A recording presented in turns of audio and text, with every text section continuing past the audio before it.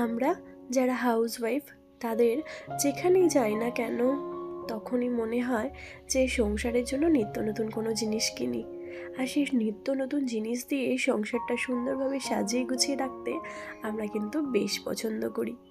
আজকে সেরকমই কয়েকটা নতুন জিনিসের টিপস তোমাদেরকে দেব, আর নতুন কয়েকটা জিনিস তোমাদের সঙ্গে শেয়ার করব।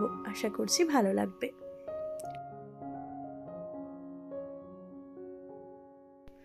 তো হ্যালো বন্ধুরা, সবাই কেমন আছো? আশা করছি বেশ ভালো আছো। আমরাও বেশ ভালো আছি। তুলির সংসারে তোমাদের সবাইকে জানাই অনেক অনেক স্বাগত। চলে এসেছি আবার একটি নতুন ব্লগ নিয়ে।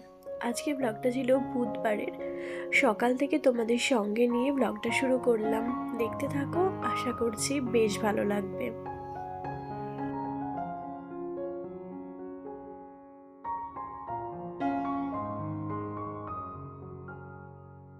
সকালে ভিডিওটা রান্নাঘর থেকে শুরু করছি।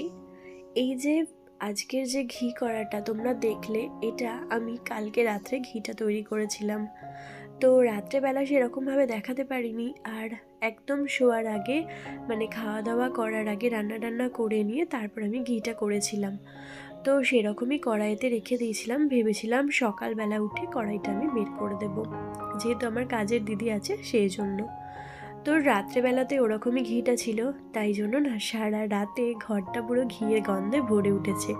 সকালবেলায় যেই না রান্নাঘরটা খুলেছি মনে হচ্ছে পুরো একদম সুন্দর একটা ঘিয়ের স্মেল উঠছে চারিপাশে।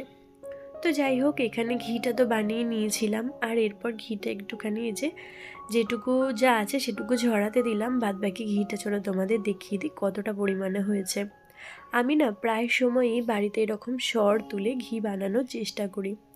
ঘি এমনিতেও আমার বাপের বাড়ি থেকে আমার মা পাঠায়, মানে যখনই ভালো ঘি পায় তখনই পাঠিয়ে দেয়। আর আমিও এই মাঝে মধ্যে শর্টটর তুলে ঘি বানানোর চেষ্টা করি। আর এই ঘি না মানে বাড়ির ঘিয়ের তো আলাদাই একটা স্বাদ হয়, আর খেতেও কিন্তু অপূর্ব হয়। এই ঘিটা আমার রেগুলার কাজে লাগবে, সেই জন্য আমার খুব কাছেই রেখে দিলাম। মানে যেমন ধরো রান্নাতে কোনো কিছুতে দিলাম বা আমার মেয়েরা খাবে সেরকম জন্য সেটা কাছাকাছি, হাতের কাছাকাছি রেখে দিলাম। তো একটা স্পুনও তার সঙ্গে রেখে দিলাম, যেহেতু আমার নিতে সুবিধা হবে। এর আগে বেশ খানিকটা ঘি আমার মা পাঠিয়ে দিয়েছিল, মানে যখন আমি সেই মেলাতে গিয়েছিলাম তো তখন ওই 300-350 মতো ঘি। তো সেটাও আছে, আর এটা আমি শর্টটা বেশ কয়েকদিন ধরে জমিয়েছি, তারপর এটা আমি আজকে ঘিটা বানালাম। এখন মনে হয় আর ঘি বানাবো না, কারণ কি বলতো, ওই যেটুকু ঘি আছে সেটা অনেক দিন চলবে, আবার যখন দেখবো শেষ মুহূর্ত হয়ে আসছে তখন বানাবো। তো যাই হোক, ঘি বানিয়ে নিয়েছি। এখন ওই বেলা কটা মতো বাজে, তো 9:30-10টা এরকম মতো আমার হাজব্যান্ড এসেছে বাড়িতে। সে বেরিয়েছিল তার কাজে। তো তারপর সে বাড়িতে আসার পর এই যে দেখতে পাচ্ছ গাছ বসাচ্ছে। তার হচ্ছে এটাই একটাই কাজ, মানে গাছ বসানো। আমাকে বলল যে নতুন যখন গাছ বসাচ্ছি একটু ভিডিও করে দাও। আর এটা কি গাছ আমি কিন্তু জানি না, বলতে পারবো না। এদিকে লাউ শাক আমাদের হয়েছে প্রচুর, কিন্তু তোমাদেরকে দেখাতে ভুলেই গেছি, একদমই মনে ছিল না। ওইখানেতেই লাউ শাকটা হয়েছে, কিন্তু এই যে ওর গাছ বসানো ওটা দেখাতে দেখাতে লাউ শাকটা দেখাতে ভুলেই গেছি। যাই হোক, আমরা কিন্তু এইরকম ছোট ছোট এই যে জলের যে জারগুলো হয় না, এগুলোতে আমাদের গাছ বসানো হয়। তো এরপর যখন একটু একটু গাছটা বাড়তে থাকবে তখন এখান থেকে মানে পট করে করে এখানে মোটামুটি পটটা করা হয়। তো তখন গাছটা যখন বাড়বে তখন অন্য জায়গায় শিফট করা হবে। চলো, ওর তো গাছ টাছ দেখানো হলো। এখন তো আমার মেয়েরা আছে, আর আজকে তো বুধবার বললামই, শিবরাত্রি, তো আজকে ইন্দুসোনার স্কুল ছুটি আছে। তো ভাবলাম ওকে একটু টিফিন বানিয়ে দিই। এই যে টিফিনের জন্য ডিম টোস্ট বানাচ্ছিলাম, তবে একটা মহা ভুল হয়ে গেছে জানো তো। আমি তো শিবরাত্রি করি না, বিয়ের আগে আগে করতাম, এখন আর করা হয় না। তো একটা কি সমস্যা হয়েছে, আমি শিবরাত্রি দিনে ডিমটা করে ফেলেছি। অনেকেই বলে নাকি শিবরাত্রিতে ডিম করতে নেই, তো আমি এটা জানতাম না। আমার মাকে জিজ্ঞাসা করেছিলাম, মা বলল যে হ্যাঁ, ডিম খেতে অসুবিধা নেই। তো সেই হিসেবে আমি করে ফেলেছি। তো তারপর করার পর আমার দিদি আমাকে বলছে যে ডিম খেতে নেই। তো সেটাতে ভুল হয়ে গেছে, কিছু করার ছিল না। তো যাই হোক, এখানে টিফিন বানিয়ে দিচ্ছিলাম। আর আজকে ওর ম্যাডামের পড়া ছিল, বাট ম্যাম যেহেতু সকালে ছুটি আছে, মানে স্কুল নেই, তো সেই জন্য ম্যাম বলেছিল সকালের দিকে আসবে। তো ওকে চটপট করে এখানে টিফিনটা চলো দিয়ে দিই। যেটা ভুল হয়ে গেছে সেটা নিয়ে তো আর বসে থেকে লাভ নেই, চলো ঝটপট ওকে টিফিনটা দিয়ে দিই। তারপর হচ্ছে আমার বেশ কিছু কাজ আছে, সেগুলো সবটা তোমাদের সঙ্গে শেয়ার করব। আর ওই যে প্রথমেই বললাম নিত্য নতুন কয়েকটা জিনিসও কিনেছি সংসারের জন্য, সেগুলো তোমাদের সঙ্গে শেয়ার করব। তো এখানে এই যে ডিম টোস্টটা করে নিলাম, এরপর ওকে দিয়ে দেব, দেওয়ার পর বিনিশোনাকে একটা করে দেব। আমি যদিও ডিম টোস্ট খাইনি, আমি একটু মুড়ি খেয়েছি, তো ওদের দুজনকে করে দিয়েছিলাম। সস দিয়ে ওকে দিয়ে দেবো, এবার ও খেয়ে নেবে, তারপর ও পড়তে বসবে।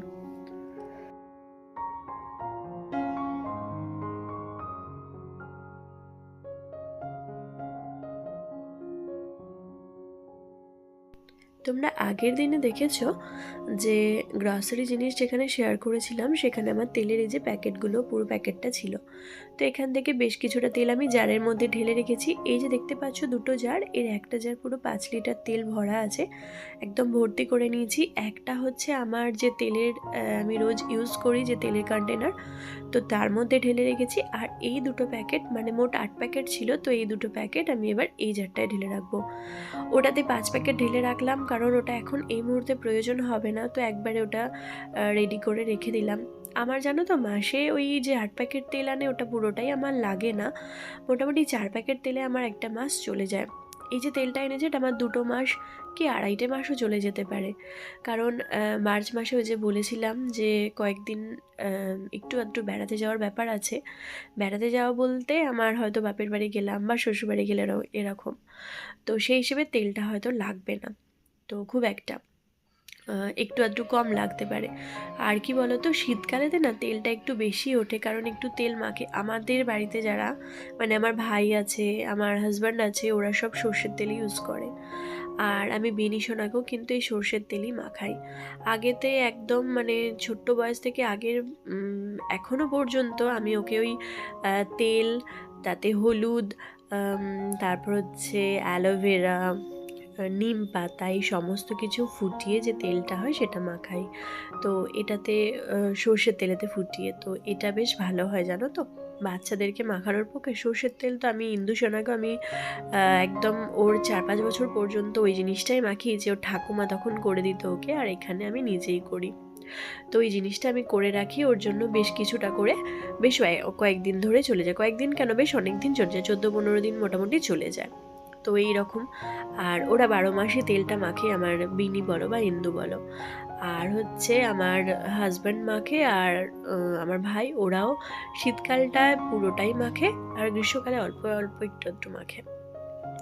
তো সেই জন্য শীতকালটা একটু তেলটা বেশি ইউজ হয়, আর গ্রীষ্মকালে ওর থেকে একটু কমই ইউজ হয়। আর শীতকালে কি বলতো, একটু ভাজাভুজিটা খাওয়াটাও বেশি থাকে, যেমন ধরো বেগনি বা ধরো বেগুন ভাজা, এই সমস্ত কিছু। আর বেগুন ভাজাতে তো প্রচণ্ড পরিমাণে তেল টানে, সেই জন্য। যাই হোক, নিত্য নতুন যে জিনিসগুলো দিয়ে ঘর সাজানোর বেশ মানে জিনিস খুব ভালো একটা, সেটা হচ্ছে এই জিনিসগুলো। এগুলো হচ্ছে আমি আমার বাবার বাড়ি যখন মেলাতে গিয়েছিলাম তখন কিনেছিলাম। তো ইন্দুর আর বিনির জন্য যেগুলো কেনা হয়েছিল সেগুলো শেয়ার করা হয়েছিল, বাট আমি যেগুলো কিনেছি সেগুলো তোমাদের সঙ্গে শেয়ার করে উঠতে পারিনি। এগুলো হচ্ছে সেই জিনিসগুলো। ওই যে প্রথমেই দেখালাম দুটো ফ্লাওয়ার ভাস, ওই দুটো আমি সুন্দর কিনেছি। একটা হচ্ছে দেওয়ালের মধ্যে সুন্দর হুকের মধ্যে লাগিয়ে রেখে দেওয়া যাবে, আর একটা হচ্ছে এমনি যে কোনো জায়গায় রাখা যাবে। এটা হচ্ছে একটা ক্যাপসিকাম এর মানে নুনদানি বলতে পারো। তো কি সুন্দর, আমার দেখতে তো ভীষণ সুইট লাগছিল, ওটা নিয়ে নিয়েছি। আর সঙ্গে 3টে কাপ নিয়েছি, সাদা সাদা, একটু বেশ বড় বড় সাইজ। তো কাপগুলো দেখে বেশ ভালো লাগছিল, তো সেগুলো নিয়েছি। আগের বারে না আমি না ওই এমনি যে কাচের মতো যে কাপগুলো হয় সেগুলো নিয়ে এসেছিলাম দুটো। তো এবারে দেখলাম এই কাপগুলো খুব সুন্দর লাগছে, তো সেগুলো কিনলাম। মাকে বললাম কিছু কিনবে তো কেনো, তো মা তো কিছু কিনলো না। যাই হোক, আমি এই কাপগুলো কিনে নিয়ে এসেছি, যখন ইউজ করব তো তখন তোমাদের সঙ্গে শেয়ার করব। এখন মোটামুটি তুলে রাখবো। আর প্রত্যেকটা জিনিস কেমন হয়েছে তোমরা অবশ্যই জানাবে। জানো তো সংসারী মেয়েদের হচ্ছে এটাই মানে আনন্দ, যে কোথাও গেলাম, সংসারের জন্য নিত্য প্রয়োজনীয় কিছু টুকটাক কিনলাম। তো এটা কিন্তু বেশ ভালো লাগে, আর সেই সমস্ত জিনিস দিয়ে যখন ঘরটা সুন্দরভাবে সেজে ওঠে না, তখন আরও ভালো লাগে দেখতে। আর এই যেগুলো মানে স্মার্ট বাজার থেকে কিনেছিলাম, সেগুলো লাল প্যাকেটটার মধ্যে ছিল, সেটা তো আগের দিনে তোমাদের দেখিয়েছি, তো তার আজকে শেয়ার করলাম না। এইগুলো হচ্ছে যে এই জিনিসটা, এটা আমি ফ্লিপকার্ট থেকে অর্ডার করেছিলাম, বেশ কয়েকদিন এসেছে, কিন্তু তোমাদের সঙ্গে শেয়ার করা হয়নি। এটা হচ্ছে মশলা রাখার একটা জিনিস, তবে এর মধ্যে জানো তো আমি ওই হলুদ গুঁড়ো, জিরে গুঁড়ো এই জিনিসগুলো রাখবো না, শুধুমাত্র গোটা গরম মশলা আর গোটা ধনে, তারপর একটু মৌরি, এই জিনিসগুলো রাখবো। আসলে কি, ওই গুঁড়ো মশলাগুলো রাখলে না এটা খুব একটা নোংরা হয়ে যাবে, আর আমি সেগুলো পরিষ্কার করতে পারবো না, যেহেতু এটা কাঠের তো পরিষ্কার করতে গেলে হয়তো জিনিসটা নষ্ট হয়ে যেতে পারে। তো সেই জন্য ভাবলাম যে গোটা গরম মশলাগুলো ওর মধ্যে রাখি। আর এমনিতেও এই যে কন্টেনারগুলো ছোট্ট ছোট্ট, এগুলোর মধ্যে না আমি গোটা গরম মশলা রাখি। এরপর এইটার মধ্যে রাখলে আমার সুবিধা হবে কি, একটার মধ্যে সমস্ত জিনিসগুলো রাখা যাবে। তো প্রত্যেকটা জায়গায় এই যে দেখো গুছিয়ে নিয়েছি, লবঙ্গ, এলাচ, দারচিনি আর জোয়ান, মৌরি আর হচ্ছে ধনে। তো জোয়ানটা রাখতে চাইনি, কিন্তু আমার ইন্দু সোনা বায়না করছিল রাখার জন্য, সেই জন্য রেখে দিয়েছি।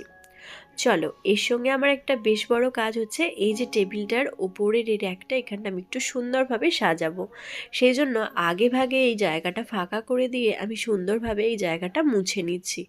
তো মুছে নেওয়ার পর সুন্দরভাবে ক্লিন করে নিয়ে তারপর হচ্ছে আমি এই জায়গাটা মানে সুন্দর করে সাজিয়ে নেব। আর ওই যে ফুলের যে দেখালাম না যে ওয়ালে ঝুলানো যাবে এরকম একটা, তো সেটা আমি ঝুলিয়ে মানে হ্যাঙ্গিং করে রেখেছি। তো সেটা চলো তোমাদের সঙ্গে শেয়ার করব, তার আগে হচ্ছে টেবিলটা ভালো করে ক্লিন করে নিই।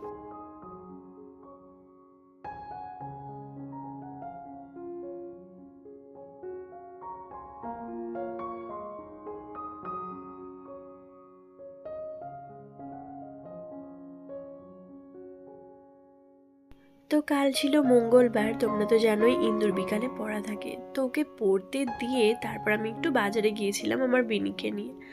তো সেখানে যাওয়ার পর আমি এই জিনিসটা কিনে নিয়ে এসেছি।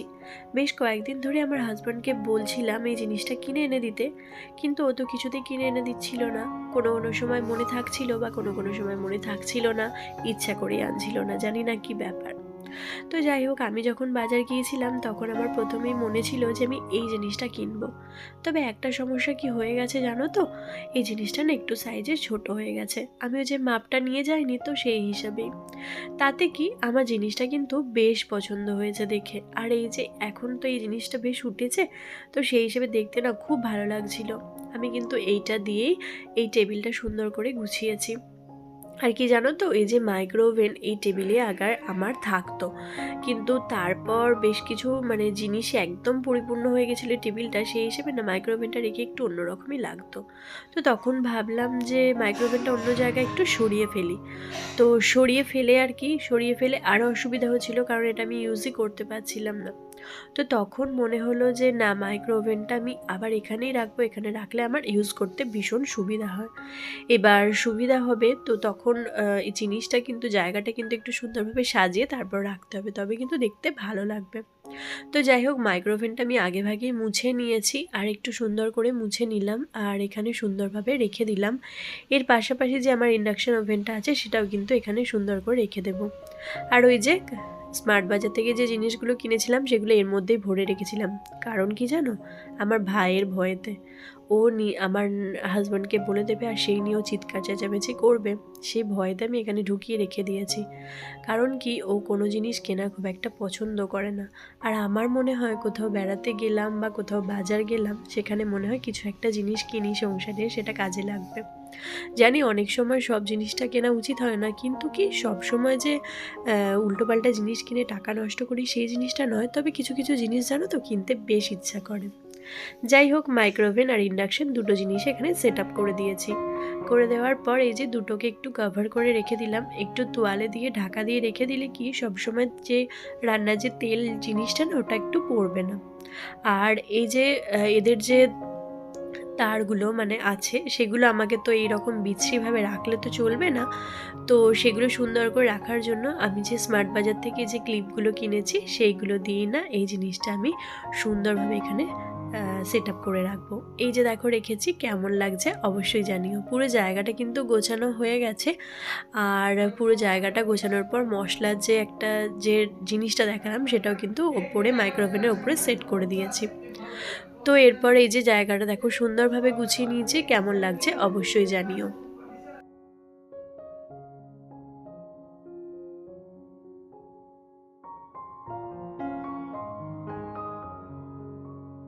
সকাল থেকে বেশ কিছু কাজ করতে করতে ক্লান্ত হয়ে গেছি, চলো এবার খাবার সময় এসে গেছে। আজকে না কিছু রান্না বান্না করিনি জানো তো। আজকে ভাইকে বলেছিলাম সুরুচির বিরিয়ানি আনতে। এই বিরিয়ানিটা গলসিতে আছে। তো এত সুন্দর খেতে, আমি মানে দোকানের বিরিয়ানি চট করে খাই না, তবে সুরুচির বিরিয়ানি আমার ভীষণ সুন্দর লাগে। তো যখনই ও গলসির দিকে যায় না কেন, তখনই ও আমাদের জন্য বিরিয়ানিটা নিয়ে আসে। সপ্তাহে হয়তো একদিন গেল, ও সপ্তাহে একদিনই যায়। তো তখনই আমি ওকে বলি একটু বিরিয়ানি নিয়ে আসার জন্য। আর সত্যি বলতে ভীষণ সুন্দর খেতে। আজকে ওই কারণেই রান্নাবান্না করিনি, তার মধ্যে আমি যে সমস্ত আমার টুকটাক কাজ থাকে সেগুলো গুছিয়ে নিয়েছিলাম। আর এই বিরিয়ানিটা হাফ প্লেট এইটা, আর ওই দুটো হচ্ছে ফুল প্লেট, মানে মোট 2.5 প্লেট নিয়ে আসা হয়েছিল। আর আমরা মোটামুটি আমাদের সবাইকারই খাওয়া হয়ে গেছিলো। তার সঙ্গে আরেকটু বেশি হয়ে গেছিলো, কারণ ইন্দু আর বিনুকে অল্প একটুখানি দিয়েছিলাম। আর হচ্ছে আমি আর আমার ভাই, তো আমি আর আমার ভাই একটা খেয়েছি, আর আমার ইন্দু আর বিনু একটা খেয়েছে, আর একটা তো ছিল সেটা আমরা রাতে খেয়ে নিয়েছিলাম। তো এতটা ভালো লাগে ঝরঝরে এত সুন্দর একটা বিরিয়ানি যে কি বলবো। তোমরা যদি মানে গলসির দিকে কেউ যাও তো অবশ্যই এই বিরিয়ানিটা ট্রাই করো, এত সুন্দর খেতে। মাংসর পিসটাও মোটামুটি একটা সাইজের, একটা আলু, সব থেকে হচ্ছে কোয়ান্টিটিটাও বেশ বেশি ভালো দেয়, আর খেতে হচ্ছে অপূর্ব সুন্দর, সেই জন্য বললাম। তো এই ছিল আজকে আমাদের দুপুরের খাবার। রান্না বান্না না করে কিন্তু খাওয়া দাওয়াটা বেশ ভালোই হয়েছিল। তো চলো ঝটপট এবার খেয়ে নিই। আর আজকের জিনিসগুলো কেমন লাগলো, ভিডিওটা কেমন লাগলো অবশ্যই জানিও কমেন্টের মাধ্যমে। আর এই বিরিয়ানিটা কেমন লাগলো অবশ্যই জানিও। তো চলো দেখা হবে পরবর্তী ব্লগে। ততক্ষণের জন্য সবাই ভালো থেকো, সুস্থ থেকো, সাবধানে থেকো। আর আমার ভিডিওটা কেমন লাগলো অবশ্যই জানিও কমেন্টে। টাটা।